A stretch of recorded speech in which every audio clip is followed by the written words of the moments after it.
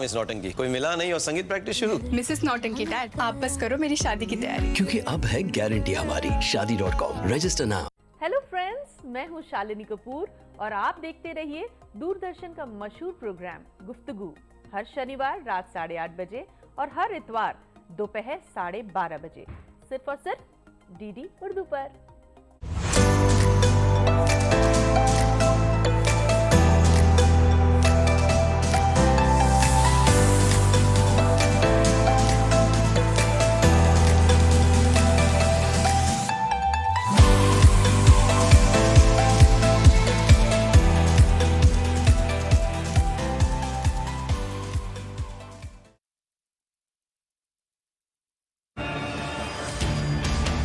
In a world where challenges are bow to determination,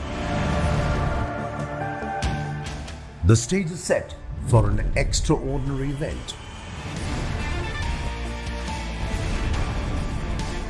From the power of para-athletics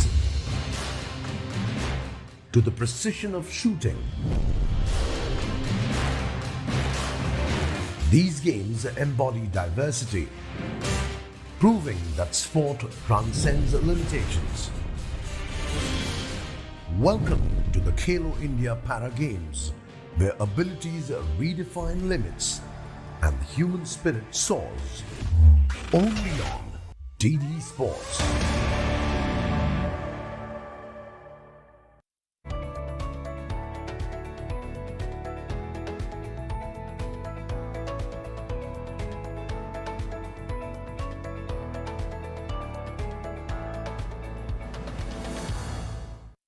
कहा जाता है कि ज़िंदगी जियो तो इन फूलों की तरह जियो।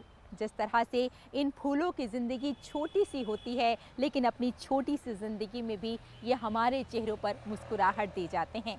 अगर हम चाहें तो अपनी ज़िंदगी में कुछ को तो मुस्कुराहट दे ही सकते हैं, और यही हमारी सबसे बड़ी कामयाबी होती है। हम कुछ ऐसी ही खूबसूरत, ऐसी ही मुस्बत कहानियाँ लेकर हर एक हफ्ते हाजिर हो जाते हैं प्रोग्राम गुड न्यूज़ जज्बा इंडिया के साथ। मैं हूँ रेशमा, मेरा आदाब कबूल कीजिए। दोस्तों, ख़वातीन चाहें तो क्या कुछ नहीं कर सकती। ख़वातीन चाहें तो हर शोबे में अपना एक आला मकाम बना सकती हैं।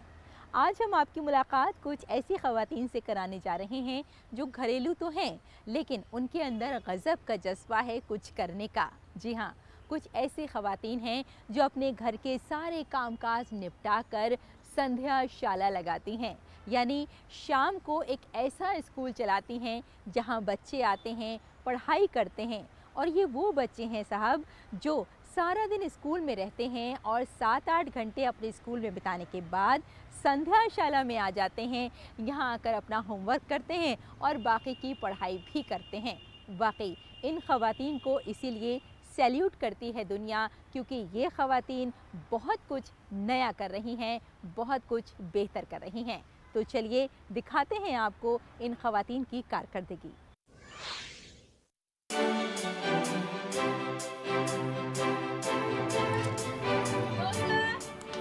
संध्या स्कूल तालीम का एक मंदिर है जो साबरमती नदी के किनारे बरगद के दरख्त के साए में बनाया गया है।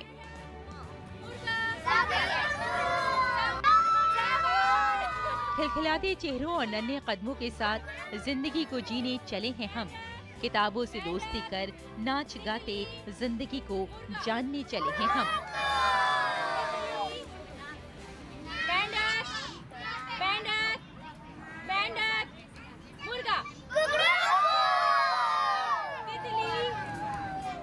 घर की खालिक खातून खाना किसी डिग्री पर मुनहसर नहीं।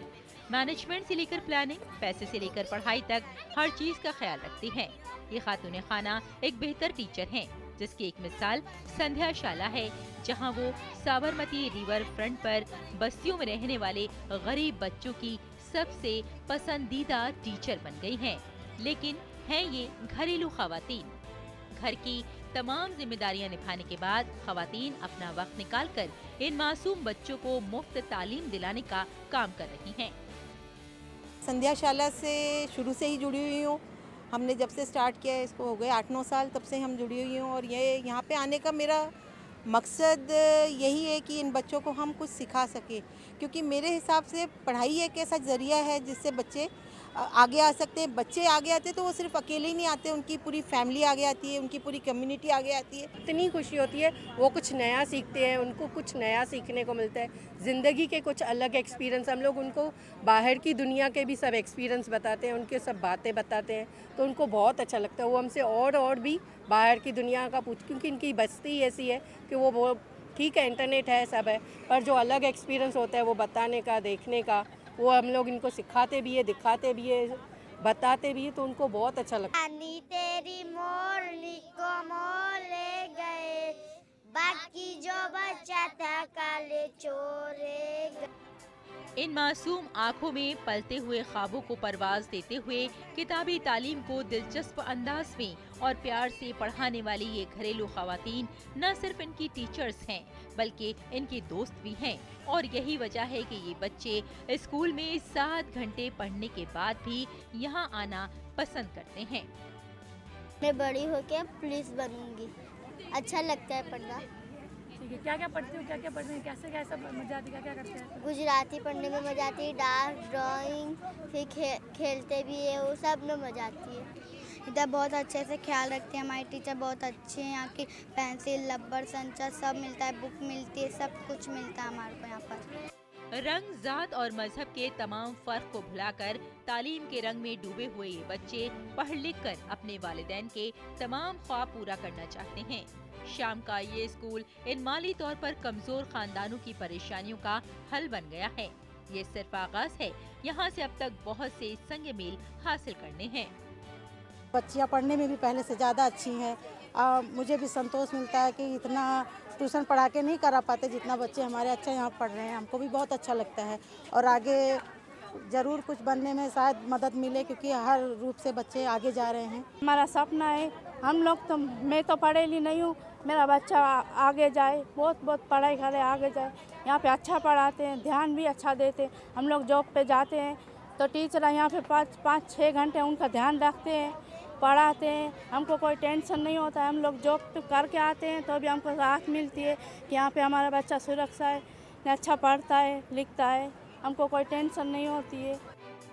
दौलत और गुर्बत की दीवार को अबूर करते हुए तालीम जिंदगी में ऐसी तब्दीलियां लाती है जो कामयाबी की तरफ कदम बढ़ाती है। एतमाद और खिदमत के जज्बे के साथ उठाए गए इन घरेलू खवातीन का ये इक़दाम तालीम के जरिए इन बच्चों की जिंदगियों को मुस्बत समत में ले जाने में मददगार साबित होगा। Bureau report, DD news.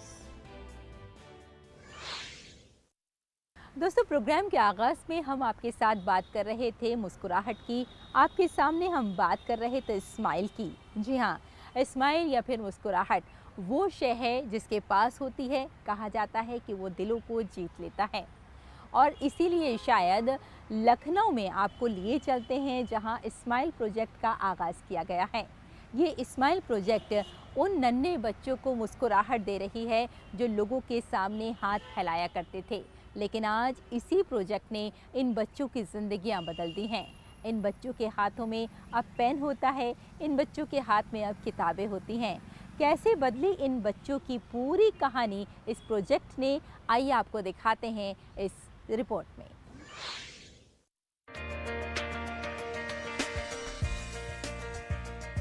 इन मासूम बच्चों के हाथ जो जोशो खरोश से किसी को तालियां बजाकर सालगिरह की मुबारकबाद दे रहे हैं, कुछ दिन पहले तक लोगों के सामने हाथ उठाकर भीख मांगते थे, लेकिन आज हुकूमत और एक निजी इदारे ने इनमें इज्जत नफ्स और तालीम के जज्बे को भर दिया है। अब ये बच्चे किसी के सामने हाथ नहीं फैलाते, अब जब हाथ उठाते हैं तो नोटबुक पर अल्फाज लिखते हैं। ये मौजूदा लखनऊ में चल रहे स्माइल प्रोजेक्ट के तहत डिजिटल पाठशाला से हुआ है। इस स्कूल में इन बच्चों को लाया और पढ़ाया जा रहा है जो सड़कों पर जबरदस्ती या आदतन भीख मांगकर या गुब्बारे बेचकर अपना और अपने खानदान की किफालत कर रहे थे। मंसूबे के तहत ऐसे बच्चों की निशानदेही की गई और फिर डिजिटल स्कूल कायम किया गया। इन बच्चों को हाथ थामा जिसको कहते हैं। जैसे लोग जब बच्चे भिक्षा मांग रहे थे तो लोग उनको दुत्कारते थे, लताड़ते थे, उनको डांट देते थे, डपट देते थे, तो हम लोगों ने उनका हाथ थामा। तो और उनको ये दिखाया कि नहीं, समाज में ऐसे लोग भी हैं जो आपके साथ आपको आगे ले चलने के लिए तैयार है।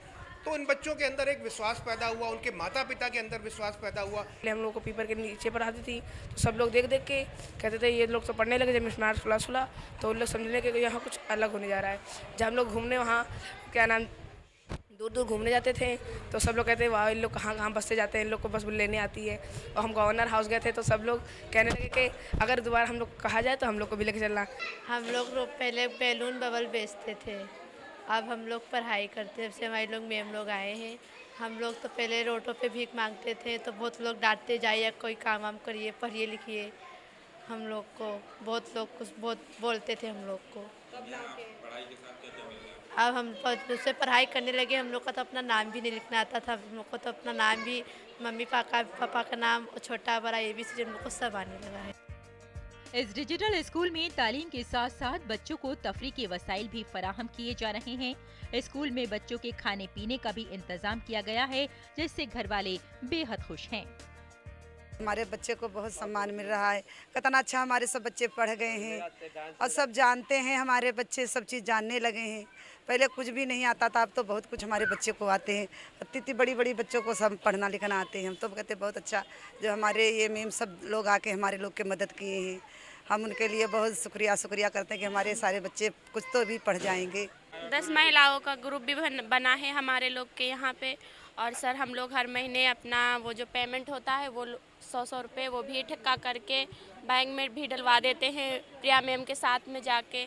मगर हम लोग को बहुत अच्छा लगता है जब से यहाँ पढ़ने लिखने लगे हैं बच्चे। हम भी लोग पेरेंट्स भी हम भी लोग पढ़ने जाते हैं सर, ऐसी बात नहीं। क्लास में आप किसी दिन आइए, देखिए सारे पेरेंट्स पढ़ने जाते हैं अपने अपने बच्चों को लेके।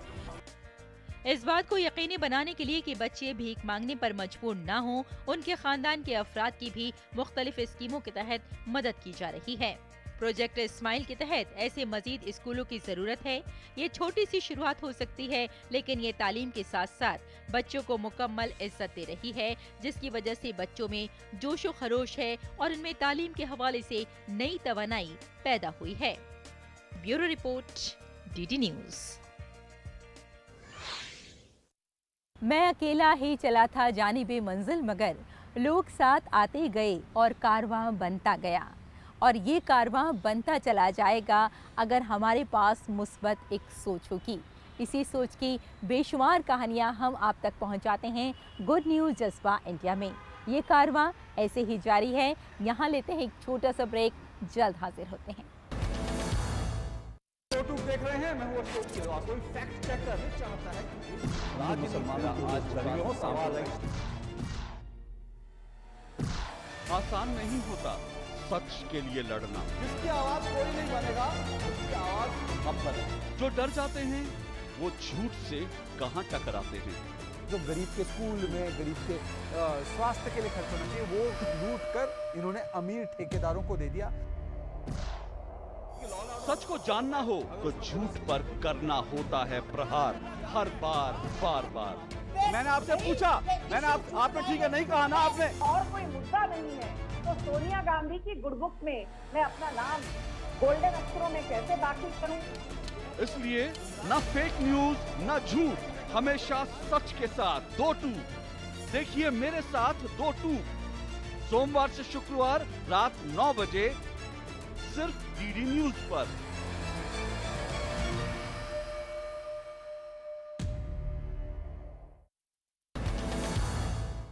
दोस्तों, अगर किसी मुजरिम को ये एहसास हो जाए कि उसने गलती की है और वो सुधरना चाहता है, तो उसे एक प्लेटफॉर्म देना बेहद ज़रूरी हो जाता है। क्योंकि अगर किसी की ज़िंदगी बदल सकती है तो इससे बड़ी कोई और बात हो ही नहीं सकती। एक ऐसी ही जेल है जहां पर कैदियों ने एक कैंटीन का आगाज़ किया है। इंतज़ामिया ने उनके लिए कैंटीन का इंतज़ाम किया और यहाँ के कैदी अब कैंटीन चलाते हैं। अब आप सोच सकते हैं कि इनकी ज़िंदगी कैसे बदल रही होगी। और जाहिर सी बात है कि जब ये कैदी रिहा हो जाएंगे, उसके बाद भी अपनी ज़िंदगी में कुछ बेहतर करने के बारे में सोचेंगे। तो चलिए आपको मिलवाते हैं इन कैदियों से और जानते हैं इनकी पूरी कहानी।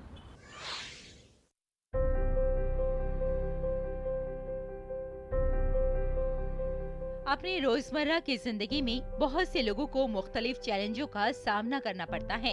ये हालात अक्सर तनाज़ात और गलतफहमियों का बाइस बनते हैं। लाशऊरी तौर पर अफराद जराइम का इर्तिकाब करते हैं और वो एक नए आगाज की जरूरत महसूस करते हैं। ये उन्हें बहाली या तालीम की दूसरी शक्लों की तरफ ले जाता है, चाहे वो मुजरिम ही क्यों न हो, फिर भी मुआशरे का एक हिस्सा है। इसलिए जरूरी है कि इन मुजरिमों को ओपन जेल में दाखिला देकर कौमी धारे में शामिल करने की एक कोशिश की जाए। कायद्यानं आपण पुनर्वसन करण्याचे प्रयत्नशील आहेत, त्यांना स्किल अपग्रेडेशन करायचे आहे। दोघांचे रिक्वायरमेंट घेऊन इथे आपण एक कॅन्टीन सुरू केलेलं आहे। त्याच्यामध्ये सगळे ओपन प्रिझनचे कायदे आहेत, त्यांना आपण काम दिलेलं आहे। लोग ऑर्डर लेते हैं, खाना पेश करते हैं और कैंटीन में काउंटर पर हिसाब किताब करते हैं। ये यरवदा जेल कॉम्प्लेक्स का मंजर है। यहाँ ये तमाम कैदी हुनरमंद कारीगरों की तरह काम कर रहे हैं। दर हकीकत आसपास बहुत सी IT कंपनियों की मौजूदगी को देखते हुए जब जेल इंतजामिया ने ये कदम उठाया तो कैदियों ने इसे दिल से कबूल किया और देखिए सार्फिन इसे बहुत पसंद कर रहे हैं। ये कैंटीन अब मुख्तलिफ किस्म की अशिया पेश करती है। महाराष्ट्री मसनूआत की अपनी मुख्तलिफ अक़साम के साथ ये कैंटीन लोगों की पहली पसंद बन गई है। ये इक़दाम न सिर्फ कैदियों के हौसले बुलंद कर रहा है बल्कि यहाँ आने वाले सार्फिन के लिए खुशी का बाइस है। मैं जेल में काफ़ी टाइम से मैं निकाला हूँ। यहाँ यरोड़ा खुले कारागार में आने के बाद काफ़ी परिवर्तन मुझे लगा और उनके बाद हमारे अधिकारी लोगों ने ये जो नया खोला उपाहारगृह, द शुक्ला उपाहारगृह, वहाँ आने के बाद बहुत चेंजिंग आई मैंने देखा यहाँ खाना वगैरह बनाने की हमें ट्रेनिंग दी गई। तो उसके बाद मुझे यहाँ आने के बाद 2-4 दिन के बाद ऐसा लगा कि बाबा हम जब बाहर छूटेंगे तो कुछ अपना कर पाएंगे या अपने परिवार को हम अच्छे से रख पाएंगे। यहाँ से जो सीखने को मुझे मिला उसके लिए मैं प्रशासन का, अधिकारी का और यहाँ के मेजर और सूबेदार का बहुत बहुत शुक्रगुजार हूँ। अभी ऐसा लग रहा है कि मैं जेल में नहीं हूँ, बाहर की दुनिया में हूँ। और पहले से बाहर रहते टाइम में होटल चलाता था, खुद की केटरर्स था, इंडियन, पंजाबी, चाइनीज़ वगैरह सब आइटम बनाता था। और इधर ये चांस मिला तो ऐसा खुद की काम खुद को मिल गया, इसलिए बहुत खुश हूँ। और आगे जाके बाहर जाके फिर से होटल लाइन करूँगा। फिनोलेक्स कंपनी के CSR फंड के जरिए से कैंटीन में डीप फ्रीजर और साथ में स्टोव, CCTV जैसी जरूरियात की चीजों को मुहैया कराया गया है। देखिए कैदी किस तरह काश्तकारी के कामों में मसरूफ हैं। यहाँ मुख्तलिफ फसलें, फल, चावल, गंदम वगैरह काश्त किया जाता है। पैदावार इस कैंटीन में इस्तेमाल होती है। इससे न सिर्फ कैदियों को फायदा होता है बल्कि इंतजामिया की माली मदद भी होती है। Bureau report, DD news. तेरे माथे पे ये आंचल बहुत ही खूब है, लेकिन तो इस आंचल से एक परचम बना लेती तो अच्छा था। बात कर रही हूँ आपके साथ ख़वातीन की ही। जी हाँ, ख़वातीन, जैसे कि अभी हम बात कर ही रहे थे कि चाहे तो क्या कुछ नहीं कर सकती, अपनी ज़िंदगी बदल सकती हैं और अपनी ज़िंदगी के साथ साथ दूसरों की ज़िंदगियाँ भी बदल सकती हैं, हर एक की ज़िंदगी में खुशहाली लेकर आ सकती हैं। आज हम आपको कुछ ऐसी ही ख़वातीन से मिलवाने जा रहे हैं जो हेल्थ वर्कर्स के लिए दस्ताने बनाती हैं या फिर रुई वगैरह का इंतज़ाम करती हैं। और न सिर्फ इन्होंने खुद एतमाद बनाया है बल्कि दूसरी ख़वातीन को भी रोज़गार दे रही हैं। किस तरह से इन्होंने ये काम किया, किस तरह से इनकी ज़िंदगियां बदली, आइए देखते हैं इस रिपोर्ट में। ख़वातीन को बाइख्तियार बनाने और खुद इन्हिसारी के मैदान में बोकारो स्टील सिटी में वाक़े स्वावलंबन केंद्र के जरिए मिसाली काम किया जा रहा है। महिला समिति के जरिए चलाए जाने वाले इस खुद इन्हिसारी मरकज में बेवाओं, बेसहारा बुजुर्गों और गरीब ख़वातीन की हुनरमंदी देखी जाती है। साथ ही उन्हें काम भी दिया जाता है और सिखाया भी जाता है। महिला समिति की चेयरपर्सन अनीता तिवारी ने कहा कि गुज़श्ता 40 सालों में यहाँ काम करके हजारों जरूरतमंद ख़वातीन खुद इन्हिसार और खुद इन्हिसारी और अपने खानदान की किफालत करने के काबिल हुई हैं।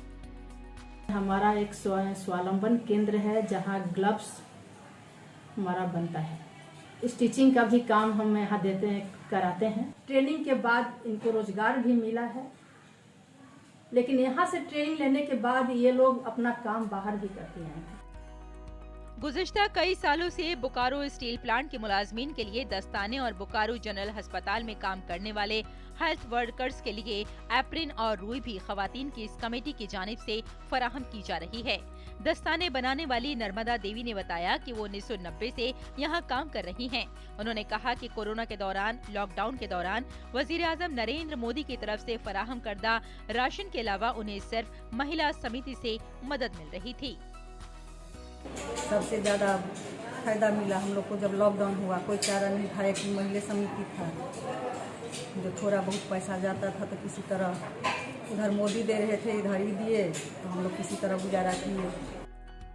चिंतामणि देवी ने बताया कि उनके शौहर बस हादसे में दिव्यांग हो गए। अचानक उसे 3 छोटे बच्चों की परवरिश की जिम्मेदारी का सामना करना पड़ा।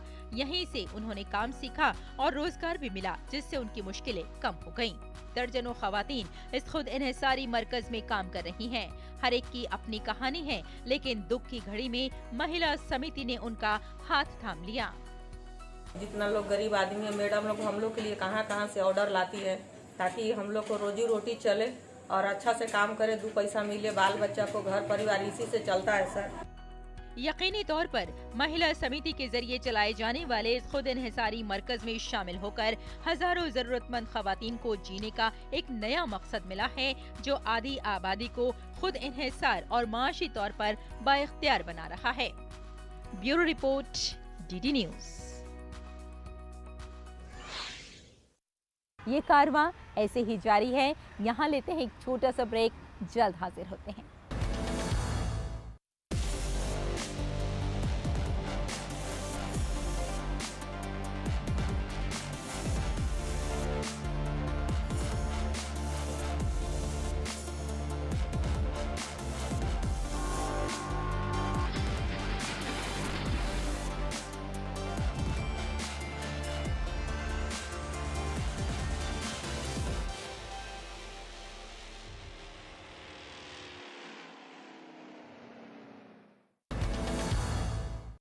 दोस्तों, हमारी ज़िंदगी खुदा का दिया हुआ एक बेहतरीन अतिया है। ये बात हम सब जानते हैं और हमें अपनी ज़िंदगी का ख्याल भी रखना चाहिए। बावजूद इसके हम देखते हैं कि सड़कों पर 2 व्हीलर पर ऐसे बहुत सारे लोग हमें नज़र आ जाते हैं जो अपनी जान की परवाह नहीं करते। वो भूल जाते हैं कि ज़िंदगी सिर्फ उनकी नहीं है, बल्कि बहुत सारे लोग उनकी ज़िंदगी से जुड़े होते हैं और शायद उनकी ज़िंदगियां बचाने के लिए एक ऐसा शख्स है जिसे हेलमेट मैन के नाम से जाना जाता है, क्योंकि ये शख्स लोगों को हेलमेट के लिए बेदार कर रहे हैं। तो चलिए मिलवाते हैं आपको इसी शख्सियत से। बिहार के कैमूर जिला के रहने वाले राघवेंद्र कुमार सिंह ओडिशा के दारुल हुकूमत भुवनेश्वर की सड़कों पर बगैर हेलमेट मोटरसाइकिल सवारों को हेलमेट पहनाकर अपने मुनफरिद अंदाज में लोगों को हेलमेट के बारे में आगाह कर रहे हैं। हेलमेट मैन और हेलमेट मैन ऑफ इंडिया के नाम से मशहूर राघवेंद्र सिंह तवील अरसे से सड़क की हिफाजत पर काम कर रहे हैं। राघवेंद्र सिंह उन लोगों को मुफ्त हेलमेट देते हैं जिन्हें वो बगैर हेलमेट पहने सड़क या हाईवे पर चलते हुए देखते हैं। यही नहीं, राघवेंद्र उन लोगों को हेलमेट भी देते हैं जिनका हाल ही में चालान हुआ है। चालान जमा कराने की रसीद दिखाने के बाद ही लोगों को हेलमेट दिया जाता है। जाते हैं बाहर तो हेलमेट पहनना जरूरी है, क्योंकि अगर हेलमेट ना पहनने से ना एक्सीडेंट का हम सम्मुखीन हो सकते हैं। हाँ, अच्छा फील हो रहा है कि आप हमारे लिए अच्छे सोचे, इसीलिए हमको आज मतलब आप लोगों ने हेलमेट दिए कि हम मतलब इतना दूर आ रहे हैं पढ़ाई करने के लिए। अगर हमारा एक्सीडेंट होता तो हमारे पापा मम्मी का ही लॉस होता ना, वो हमको इतना पढ़ा रहे हैं हमको फ्यूचर दिखाने के लिए। राघवेंद्र सिंह बताते हैं कि साल 2014 में उन्होंने अपने बेहतरीन दोस्त को एक मोटरसाइकिल हादसे में खो दिया था। इस हादसे ने उन पर ऐसा असर किया कि अब वो मुख्तलिफ जगहों पर सड़कों पर खड़े होकर लोगों में मुफ्त हेलमेट तकसीम करते हैं। राघवेंद्र का कहना है कि इस हादसे के बाद उन्होंने ये अहद किया था कि हेलमेट न होने की वजह से किसी और माँ को तन्हा नहीं छोड़ा जाएगा। आज से 9 साल पहले हमने अपने मित्र को जो खोया था और उसके एवज में मैंने उसी दिन से प्रण लिया था कि भारत के हर नागरिक को मुझे अपना मित्र बनाना है और उसी लिए सड़कों पर हेलमेट लेकर के उतरा हूँ। और आज जो यहाँ पर लोगों को दे रहा था जब हेलमेट, तो मुझे बिलीव नहीं हो रहा था। वो तो शाश्वत मतलब सड़कों पर लेट करके मुझे प्रणाम कर रहे हैं, कह रहे सर हमने आपके बारे में सुना है, देखा है, लेकिन मेरी गलतियों को आप पकड़ेंगे और आप खुद ही आकर के हेलमेट दे रहे हैं, ये मेरे लिए बड़े आश्चर्य की बात है। इसके साथ रघविंदर सिंह जरूरतमंद शख्स को 5 लाख रुपए का हादसाती बीमा भी फराहम करते हैं, जिसके बदले में वो सिर्फ 1000 रुपए लेते हैं। अगर रघविंदर पर यकीन किया जाए तो उन्होंने कई हजार लोगों को मुफ्त हेलमेट दिया है। वो हर शहर में 10 दिन गुजारते हैं और इन 10 दिनों में जरूरतमंदों में हेलमेट तकसीम करते हैं। भारत के हर नागरिक को एक स्मार्ट रोड यूजर बनाना है और उसी चीज़ को लेकर के मैंने सुप्रीम कोर्ट से भी जो 4 साल के बच्चे के ऊपर हेलमेट का कानून पास करवाया, तो मुझे खुशी है कि अगर उड़ीसा के अंदर अगर ऐसे बड़े बड़े जो युवा हैं, अगर छोटे बच्चों को लेकर के बड़े गार्जियन तक इनिशिएटिव अगर जा रही है घर तक, तो एक बहुत बड़े बदलाव आने की ये भी है, आर्ट है। 36 साल रघविंदर सिंह एक दहाई से ज्यादा अरसे से सड़क की हिफाजत के लिए अपनी कोशिशें जारी रखे हुए हैं।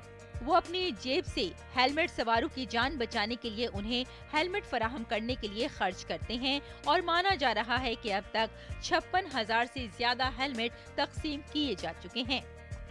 Bureau report, DD news. तो देखा आपने, हर लम्हा खास है, कुछ नया करने के बारे में हर पल हमारे लिए बेहतर हो सकता है।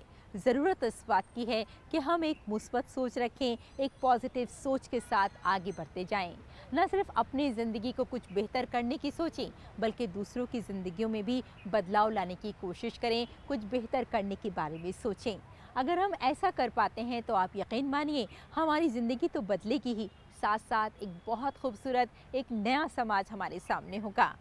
आज बस इतना ही, लेकिन जाने से पहले आपसे हमेशा की तरह इतना ज़रूर कहेंगे कि अपने चेहरे पर एक मुस्कुराहट रखिए, क्योंकि जब आप मुस्कुराते हैं तो दूसरों को मुस्कुराने का सबब दे जाते हैं। Bye bye and take care.